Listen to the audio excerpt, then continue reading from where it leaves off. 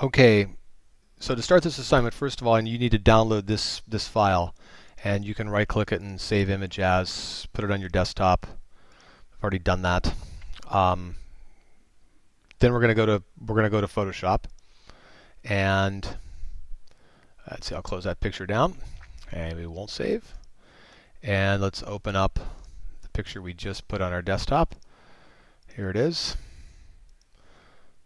Okay, so first of all, a couple things on Photoshop.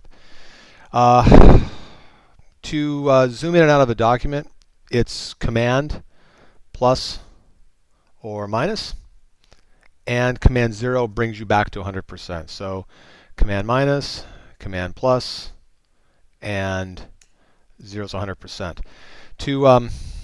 If I zoomed in here a little bit, if I want to move around the document, I just hold down the space bar, and that allows the hand comes up and I can move around the document or move around the photo I'm working on by clicking and dragging. All right, so that's zooming and moving.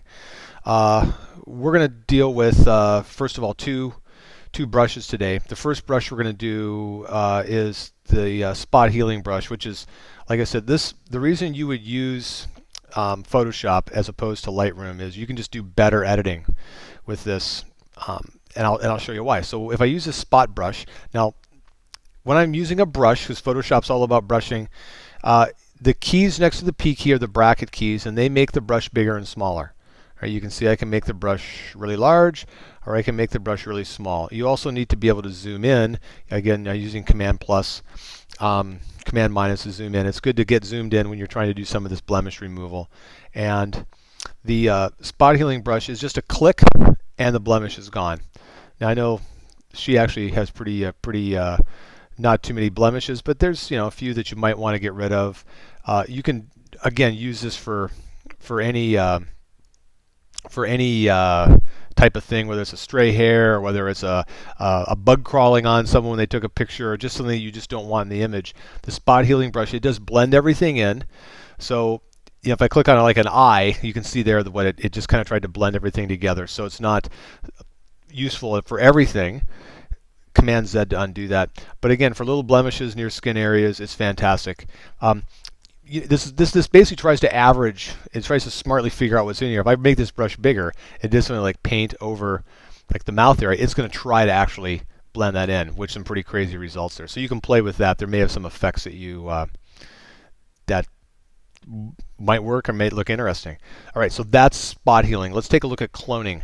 So the cloning is a little bit different. What the clone tool is we have to sample the skin area, and when we sample it, what it'll do is it'll take those pixels and move them into place. So if I wanted to fix this hair here, let's say I wanted to move, kind of make this solid hair, I could go ahead and hold down the Option key to sample. There's the crosshairs.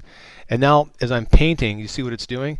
It's just grabbing, and I have to do this quite often. So I sample, I resample a lot. I do a lot of resampling to make sure the hair blends well, and I'm not, extending over and getting skin or some part of the other image. And I'm just filling this area in here like this. So that's the clone tool. The spot healing brush would not do this kind of job, but I do have to sample often to make this look natural. Okay, I do have to sample often. It's not like I can just sample one time. I'm constantly picking up some sample areas there to blend this in, to try to get the hair looking right.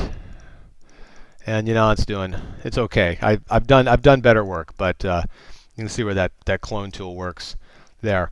Now, like I said, you can have some fun with things like the clone tool, because here I'll go ahead and hold down the Option key and sample here in the eye, and watch, I can actually paint another eye in to really make, and she's supposed to be an alien, so we'll go all out and give her another set of eyes, and that's something pretty cool you can do with that clone tool. So I'm going to have you work on the clone tool. I think the assignment says I'd like you to eliminate these things up at the top up here. See if you can do that.